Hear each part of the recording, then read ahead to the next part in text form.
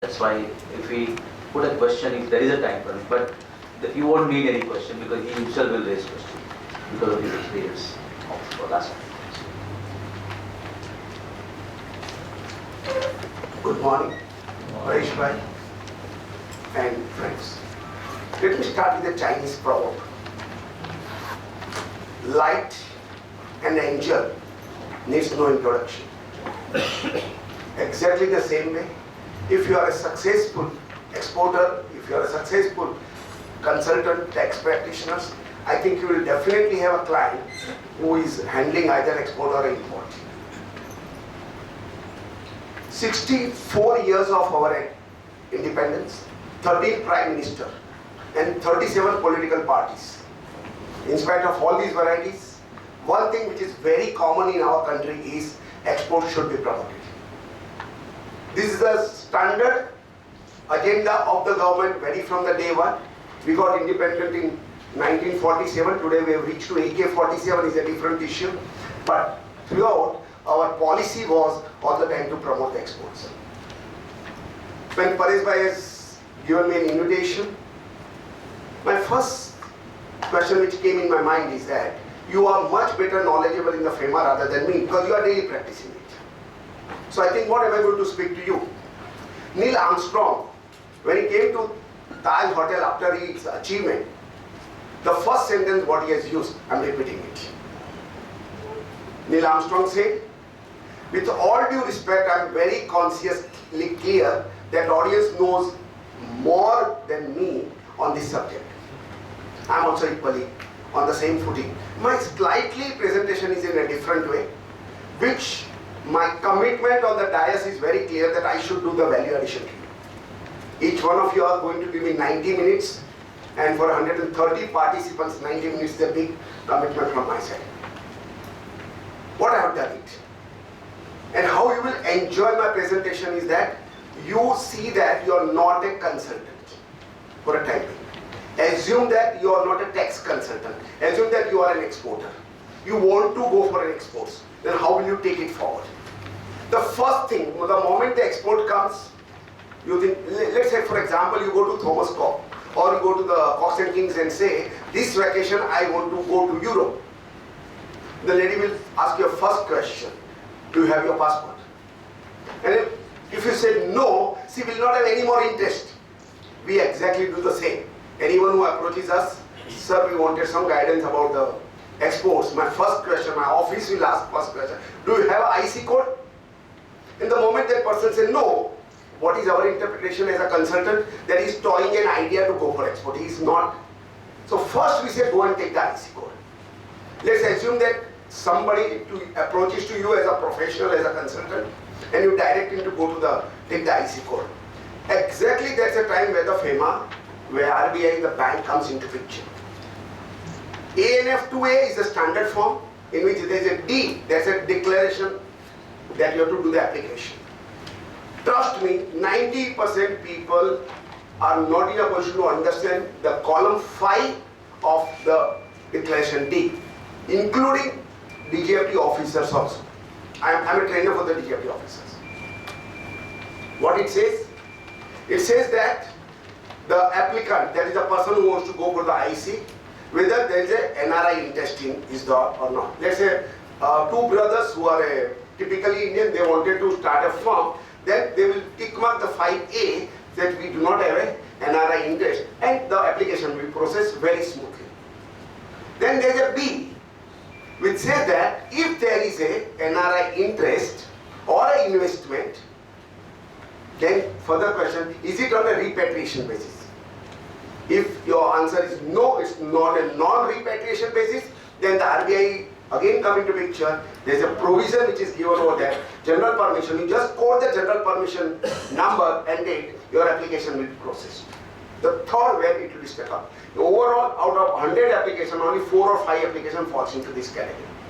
In your case, if your client happens to fall into that, more particularly when there is a multinational companies or a company where the foreign or an NRI interest or the investment is there, then third one it says that in case there is a non-residence interest or the investment then you require a special permission, and that special permission from the RBI need to be quoted along with the date, along with the number, and the copy thereof is to be worked out with this. So this is the first way where it works out. Procedure today is very simple. So you have made the application, you get the application, your IC number is there. IC number is your certificate, it's your starting point, and it is a first and must to start with the exports. Let's say that you got it on the 10th day. What is the next? You have to go for an EDI registration. That is with the customs. Understand, two different authorities. First one was the DGFT, second is the other one is a customs. You go to the customs, there is a registration required, that is called EDI, Electronic Data Interchange. There again, you require one letter from your bank confirming their authorized dealer number, AD code number, and that number is a first requirement for all the EDI port where these particular things are going on. Let me explain to you what is that EDI port. Because these are the things which is going to bother you when you read this book. Politics apart, we must appreciate what respected Rajiv Gandhi has done for this country. Two things which this generation, the coming generation will all the time remember for Rajiv Gandhi is, the one is he got Sampitroda to India, so telephone, and second, computerization. The moment the computerization was introduced and it was taken as a part of this, the government was the first one to do it, and custom was much ahead as compared to the other department. DGFT was the first. Now you can understand the Herculean task to make all this computerization of the total system, and more particularly it is ongoing basis. When the everyday shipment has to go, we all understand how difficult it is to get our house repaired or renovated when you are staying inside. It's exactly the same situation. So what they did, they have started doing a phase wise. Delhi was the first, in that again export in that amount. So they have divided into segments and they have done it. Slowly it has spread. To the best of my knowledge today, about 87-88% port activities are EDI. There is a non-EDI, those which are not. I'll just give an example. Today also, I understand that perishable goods exports from airports, air cargo complex is still today non-EDI. Section 74 is still today non-EDI. Export of diamond through BKC, it is still manual shipping. So what you need to understand as a consultant, that all your clients' shipments are broadly divided into two parts. First is EDI port, where the documents is a different, slightly there is a variation in the procedure, the name and the nature of the documents are different. If the same activity, there is an export, but if it is on a EDI, non-EDI, that is manual, that is old one, then the documentations are different. So this clear distinction should be well registered in your mind. That's how basically it works. To continue what I was mentioning to you, that suppose this IC is received and today you wanted to export your first shipment. Your client comes and says, this is my document, this is what I wanted to do, my first shipment. The moment you want to do a first shipment, please remember, for the first shipment, you require EDI registration, because today I will say most of the thing you go that it is a EDI based. So how to do that? Again, there is a later procedure. There again the bank come into picture that you require one letter. There is a standard format, and that is what you have to go. So that's how basically you work it out with this EDI port. Since we are on EDI port, let me explain to you. With the exporters, you have to file the declarations. Earlier it was a GR, there's a guaranteed remittance. As an exporter, you have a statutory obligation to bring the foreign exchange from the overseas for the goods what you have exported. Let me give you an example. You are the exporter, you have exported one machine of 10 lakhs of rupees to a buyer in Canada. Canadian buyer received that. He does not make a payment to you. So what is your loss to you? Obviously the monetary loss. What is your loss to the government? What is your loss to the nation? That is what we need to understand beyond this. I'll explain to you this. Forget about it is a machine. Its weight is a 1 ton. Count this 1 ton as a steel. The day you have exported, Before that, the steel reserve in our country, steel availability was X. Now it is X minus 1 ton. So country becomes poor to the extent of this. And therefore the government wanted whatever the material, whatever the resources, whatever the things are going out, corresponding foreign. What happened to Nigeria? People exported, they never bothered to bring them, and we can see that financial condition what it has happened. That is why it is very, very important that you go for this kind of a declaration, and that is the reason that exporters, you export it, but you have to bring the foreign exchange to our country. That is the statutory. Two things for export-import point of view for FEMA. In 2 lines, if you want to understand, every export must be realized and every import must be paid. This is a summary.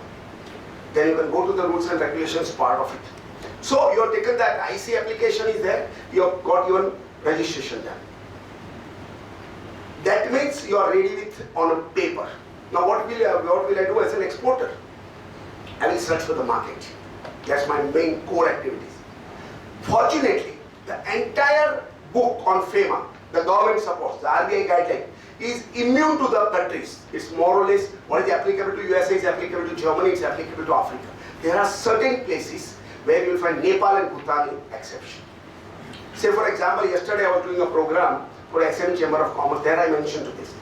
This is again clarity required with you so that you comfortably talk with your customer. That is the objective of mine. You are not going to do export, that I am very clear about it. Please remember, our trade with Nepal is not coming into the exports. That means our trade with the exports with the Nepal will be in the Indian rupees. There is a one exception, that in case the bank over there, like we have an RBI, they have got a Rashtriya Bank. If the Rashtriya Bank permits the Nepalese importer to allow the import into the foreign currency, then that will be treated as part of the exports. Otherwise, no export incentive will be given. Yes, in the last year, March, there was one notification which has come, in which case the excise part of was is now being regularized, and now it is put for the excise portion only, excise procedure at par with this part of it.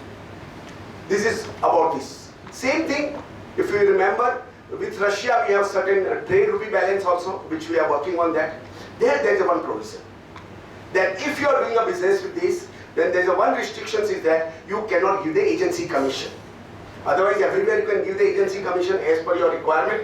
But if you are doing under the rupee trade, then again in that there is one proviso that, however, if the export product is a tobacco, then and a tea, then up to 10% you can give the commission. Barring this, yes, you can go ahead with any country of your choice, the way you require to do the business part.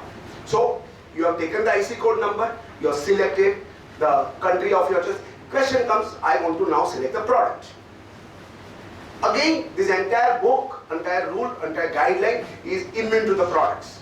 That means if you are doing a garment, I am doing a chemical, you are doing engineering items, the rule, the applicability, the guideline is identically same. There is one exception. That is diamond. Please remember, statistically, gems and jewelry is the highest exports of India. Product specific, government is not in favor of it. Let me take the other out, foreign trade policy, which is a Bible for us. There also, for years together, before 1991-92, there were so many chapters and provisions and the paragraph which was the product specific. But then what happened in India, we know the very simple rule, crying baby get more milk. So one particular industry gets a benefit, the people take that as a base, and the other industries people do the representation, and we all know that nothing happens. They say that if we are satisfied, and we know what the satisfied means, then only a decision was taken that entire book, entire policy will be immune to the products, it will be the generic one. But in those days also, like today also, in our foreign trade policy also, there is a separate proviso. There is a separate earmark proviso for the diamonds and for the gems and jewelry. Like I'll just give a simple example. Chapter 4, which deals with the import of a duty-free item. That is chapter 4. Duty-free item of an input any product. Here what they have done is 4A they have created, it's only for diamonds, gems and jewelry. So apart from that, all the products are this part of it. So let us say that you already got the product identified. Then question comes about actual marketing. You have to identify the products. There are 6 well-known methods of identifying the buyers. Friends and relatives, correspondence, travel abroad, exhibitions, advertisements, delegations, like these are the things. Let's talk the one which is the most powerful, that is travel abroad. Today no business is possible in this country, without you going and meeting the buyer. I started my career as a marketing person. I was traveling heavily 4.5 months. When I stopped about 10, 12 years before, it was my 14th passport. I remember Mr. Sheikh in Amar building. I was regularly going there for taking my permit, ad hoc permit, every time you have to go. And the exchange was so meager, so less, at times I know how we have managed it. My son today travels. He doesn't have any problem. Enough of the foreign exchange is now being released to you. If you are going for a trade visit, for a training, for a conference, $25,000 are given to you, irrespective of number of days you are going to stay over there. This is a positive thing which is contributed, which is going to help you as an exporter student. Out of second one, which the government has identified, not only Indian government, many governments has done, like JETRO has done, Kotra has done, Korea has done, Thailand has also done. Our government has followed that, but we are a little late. What is that? Very, very interesting and value addition to you. Exhibitions. What government wanted? Government wanted to give certain money to the exporters because that is common interest. But they also wanted to say it should not be misused. Earlier it was there for a study abroad, and people have not studied. They have only taken money. They went to abroad for a family picnic and taken the money over by claiming it. So government wanted to be very, very clear.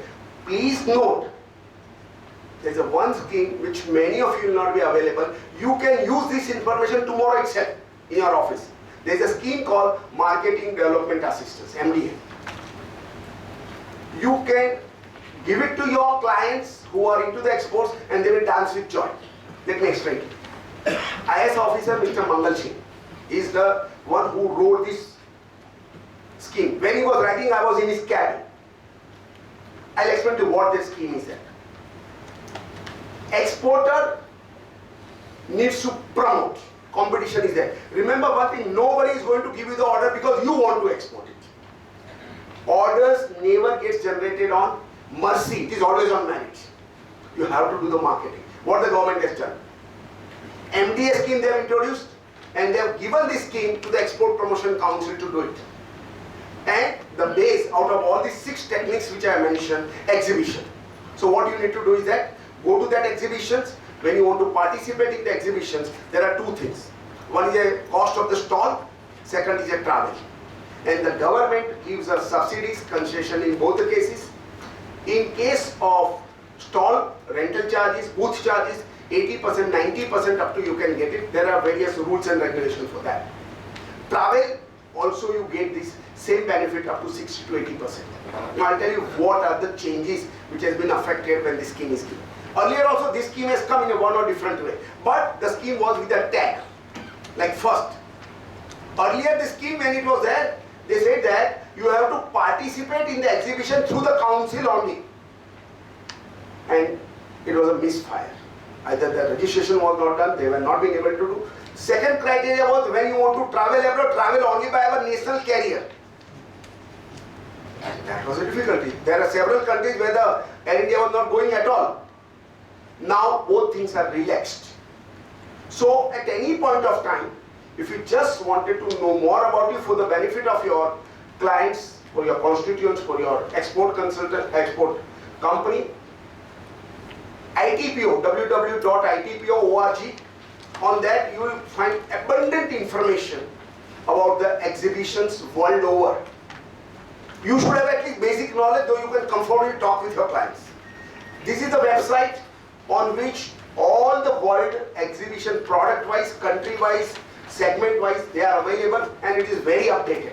They work 2 to 3 years in advance. So you can take the benefits of this.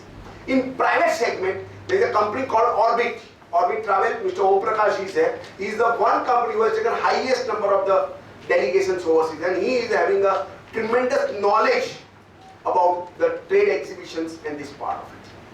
This is the generic. Let me tell you how the FEMA comes into picture. If, let's say, I have selected year of Fashion Fair Germany for garments. Your clients wants to go over there. Please remember, there is a no prior approval of RBI is required to participate, to take the goods over there. Only thing, the declaration and the formalities which you have to follow it up, that you have to see from time to time. Suppose I want to participate in that. 3 names they have used. Exhibition, trade show, expo. It means one and the same. If they say Alexander or Sikandar, it makes no difference. Don't get confused. There is a technical difference, but for all these purpose, for FEMA purpose, it means one and the same thing. So A, you can take the goods along with you. You can take the goods through your CHA, this clearing agents also they said. Now, there is no restrictions on the value. There is no restrictions on how you can take it up. Only thing, whatever you take, declare it.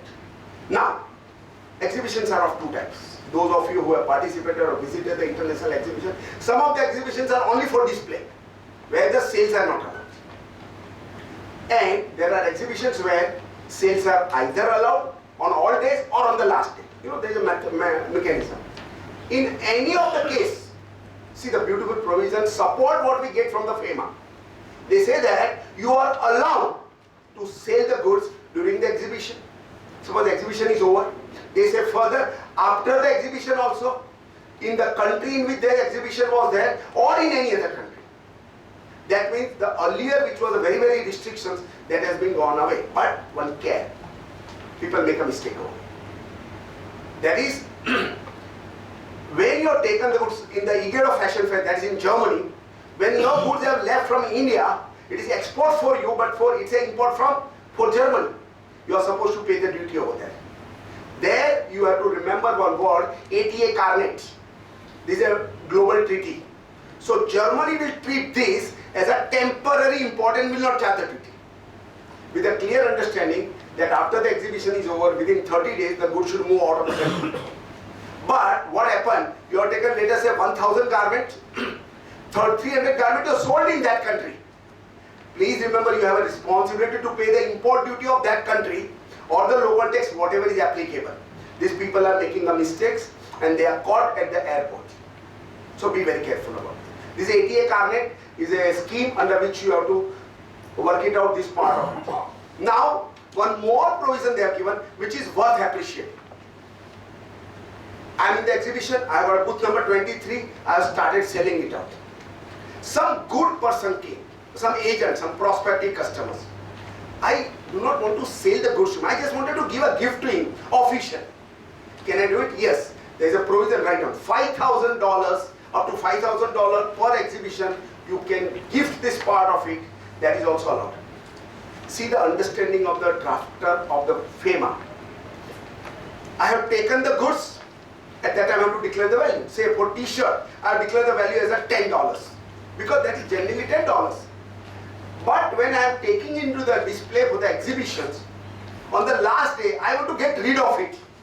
So instead of $10, I wanted to reduce it out and sell it at a lower price. Because then the sale is possible, allowed. No question asked. Not only this much reduction, they say you can reduce it out. So even I can sell it at $1. But 2 conditions. I have to give the accounts. I have to give the, and all the amount whatever I sold during the exhibition, I must bring and put it over here in my accounts. I need to realize the amount and repatriate to India. These 2 conditions are there. Second, suppose after doing all these things, certain goods, certain products are left out, which is going to come into India. Moment the import come, the document is called bill of entry. Don't mix it up with the bill of lading. Bill of lading is a transport document. This clarity you establish, then you will enjoy it. Bills of lading is a transport document, like airway bill. Bills of entry is a custom document, which when it comes, you file it in this. It's a government document, government authenticated document, which says that what is coming back to India. Time limit is 30 days after the goods arrive. You have to file a bill of entry to this particular bank, and that's how it works out to this. Is this clear? Now, I have come back from the exhibitions and I'm very comfortable. Good response. I have to send the samples. The question is what the FEMA supports me for giving the trade samples. They say that very important. We all must have seen the physician samples. On that there is a marking that samples not for the sale of physician samples, right? If your product has got a marking on that, non-removable, then excellent provision, there is no limit how much you can send it. Pharmaceutical industry, this is a big gift. Earlier, we had a tremendous problem. We used to send the samples in a different way, unofficial way.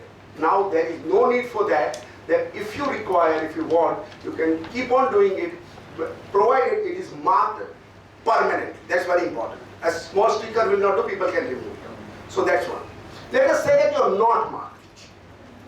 Then also you are allowed. And see the beauty of it.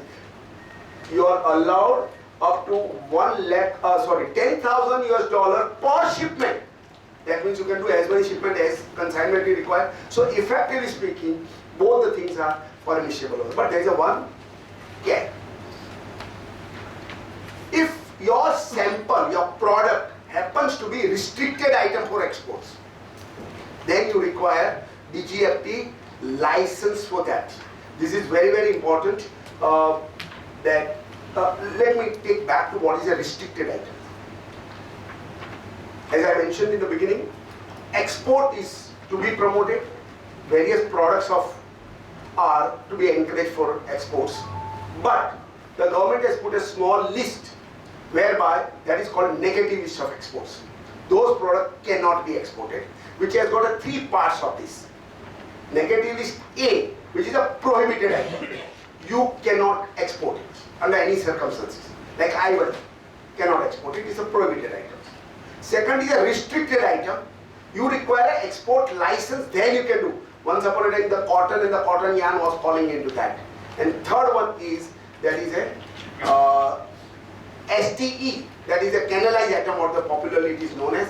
That export can only be done by them, like onion. Once upon a time, onion can be exported only by NAFED, not by anybody other agency. So you have to be careful that if the item what you are sending, even as a sample, but if it is in the restricted items, then you require the proper license. That license is issued for the Udyog Bhavan, that is the headquarters of the DGFT. You have sent the samples. Samples are approved. You have to sign a contract, or you have to give the. At that time, you require to have a basic knowledge, at least on the Incoterms. There are 11 terms. I'm not going into the details. This is not a right platform for that. But just understand that there is a Incoterms is what? International Commercial Terminology. There is a organization called International Chamber of Commerce, popularly called as ICC Paris, and they prepare this booklet, they prepare this volume. At the moment, Incoterm 2010, remember only that much, that is applicable. Other Incoterms are not applicable. It is applicable this one, which you should have at least a fair knowledge. So this is what, whenever you are doing it out, you put in your contract. It's very important you don't quote to the overseas party, okay, this ball pen $10. It's an incomplete quotation, it will end up into a problem. This ball pen $10 FOB, C&F, CIF, whatever is there. It should couple with that, otherwise it's an incomplete. Now, your buyer is there, you have sent the samples, buyer approved, like that. You have quoted the price accepted. So now the question comes payment terms. There are 4 payment terms international. Advance payment, DP, DA and LC. We take one by one and try to correlate how the FEMA comes into the picture. Lucky enough if you get the advance payment. I'm not so sure whether here there is any charges or not for this. Then that is the advance payment. You first pay and then come over here, that's advance. You don't know what the speaker will speak. You have to spend in advance. Friends, lucky enough are those exporters who gets the payment in advance. It's always the wishful thinking of it. But really speaking, in a real life, in a ground reality, you always wanted advance payment and buyer does not want to give the advance payment. So it's not a common terms. There are certain, I have identified about 9 different headings. On those circumstances only you can get the advance payment, not otherwise. Let's assume that you are lucky enough you get the advance payment. 2 parts. Either it can be full advance payment, it can be a part advance payment, whatever it is.